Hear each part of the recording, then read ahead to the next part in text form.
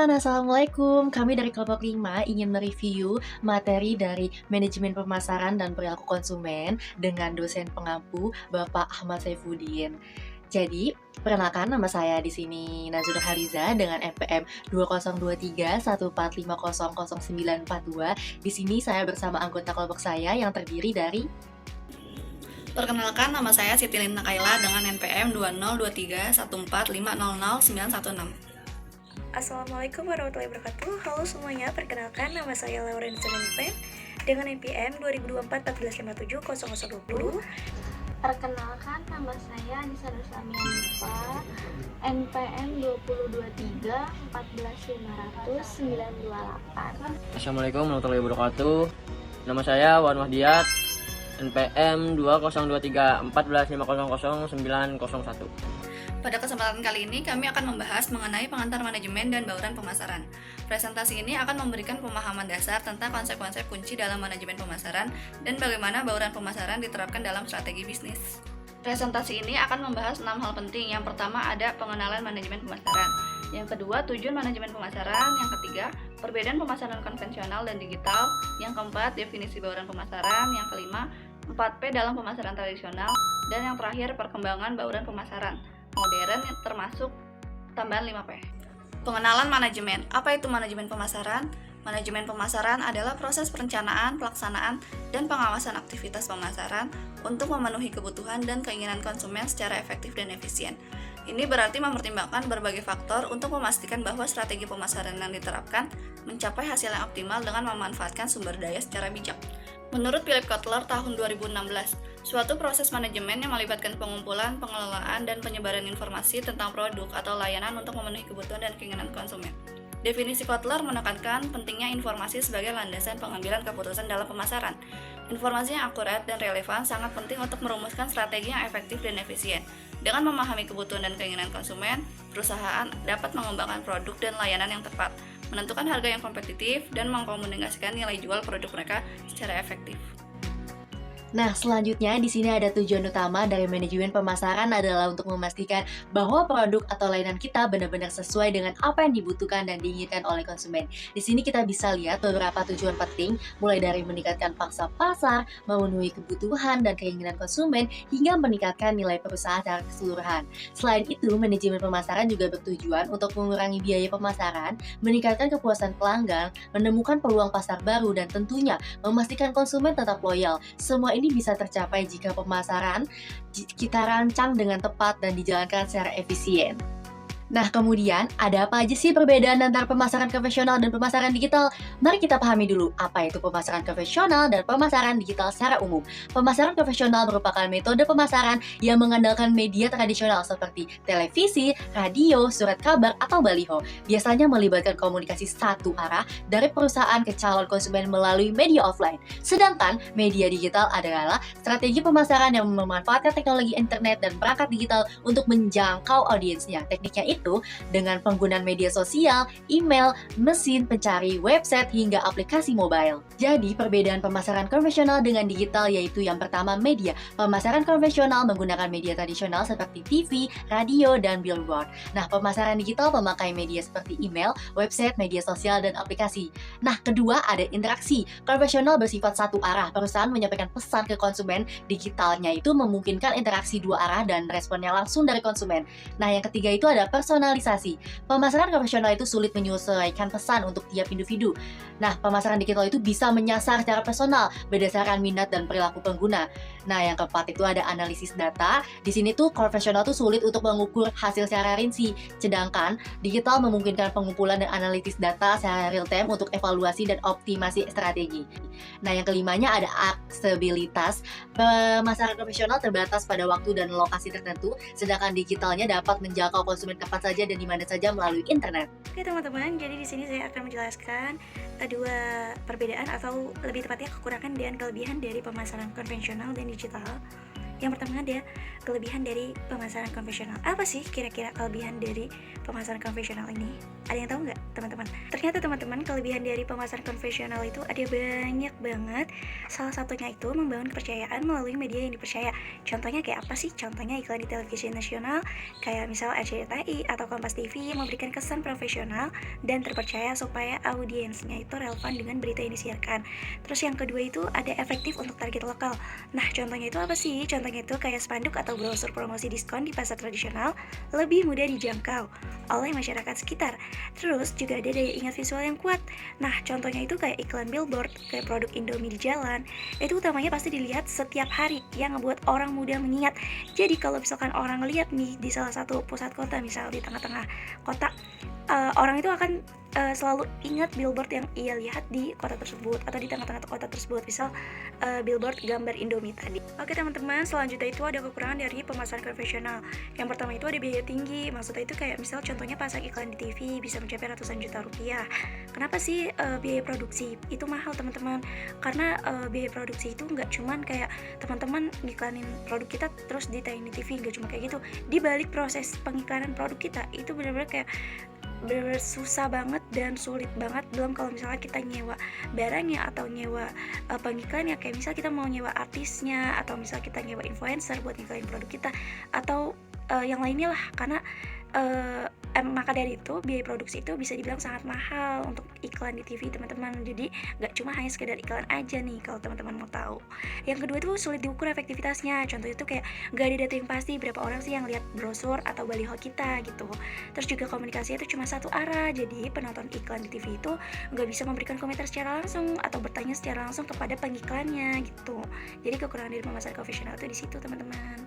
Oke, selanjutnya kita bahas kelebihan sama kekurangan dari pemasaran digital ya. Ini yang pertama tuh kelebihan dari pemasaran digital itu biayanya tuh lebih rendah dan terukur. Contohnya iklan di Instagram bisa cuma mencapai 50.000 dan hasilnya bisa dilihat kayak jumlah klik, jangkauan dan sebagainya, atau biasanya disebut sebagai insight ya teman-teman. Kalau teman-teman konten creator pasti teman-teman bakalan paham dengan sistem ini gitu. Terus yang kedua ada interaktif dan responsif. Contohnya kayak konsumen bisa tanya langsung lewat DM atau kolom komentar. Jadi ada interaksi dua arah walaupun interaksinya nggak secara langsung gitu ya. Terus juga yang terakhirnya ada personalisasinya tinggi. Contohnya kayak apa sih? Contohnya kayak Tokopedia menampilkan produk sesuai minat dan riwayat pencarian kamu. Jadi disesuaikan lagi dengan kebutuhan teman-teman saat mencari barang di online shop misalnya.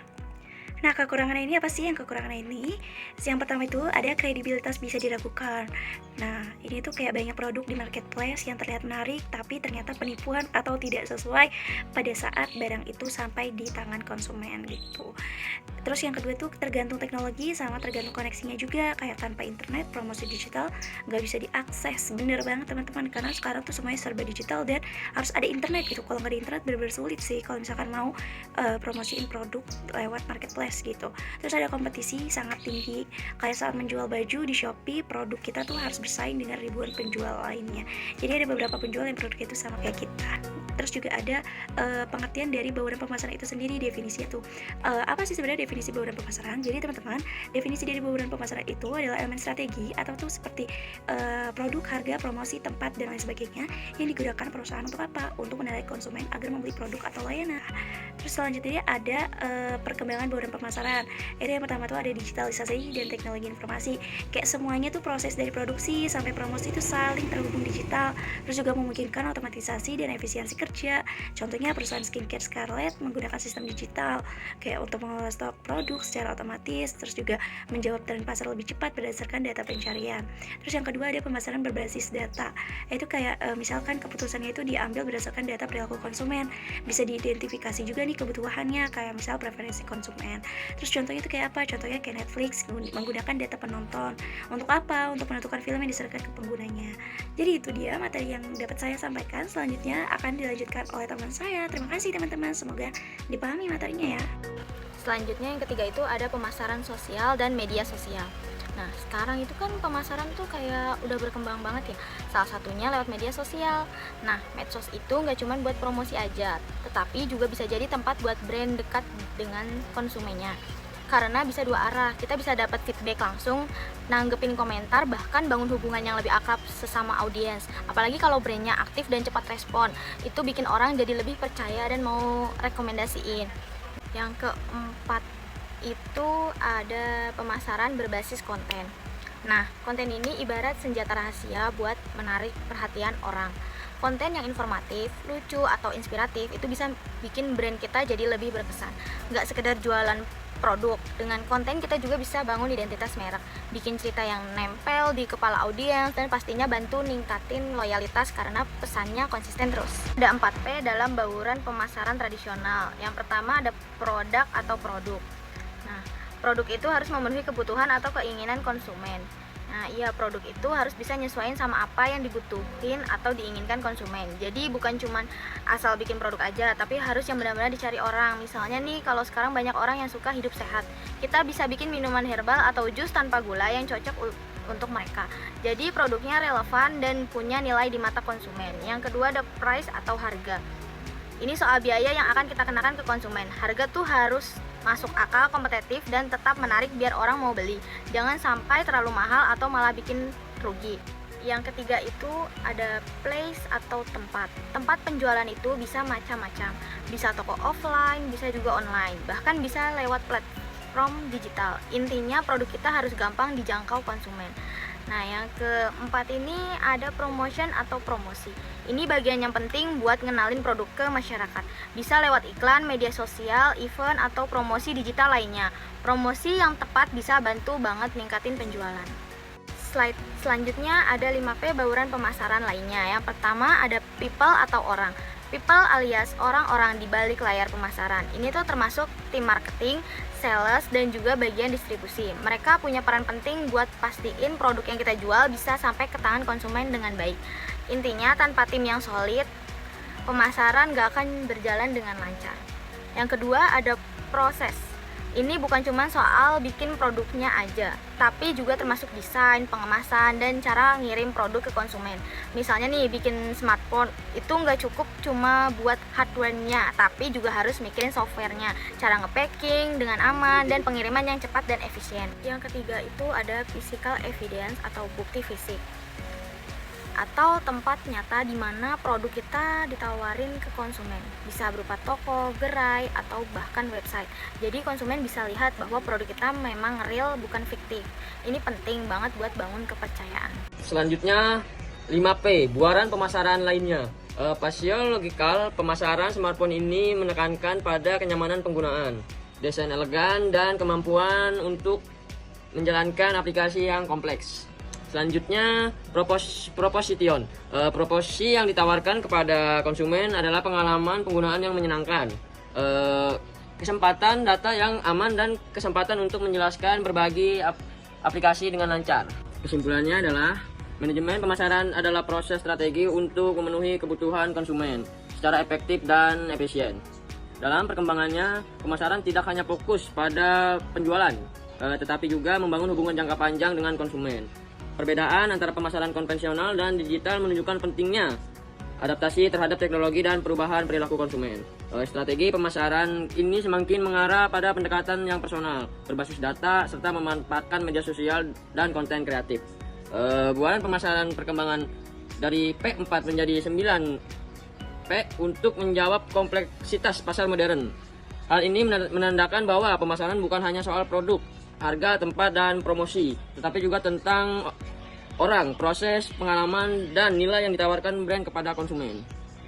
Thank you everyone. Thank you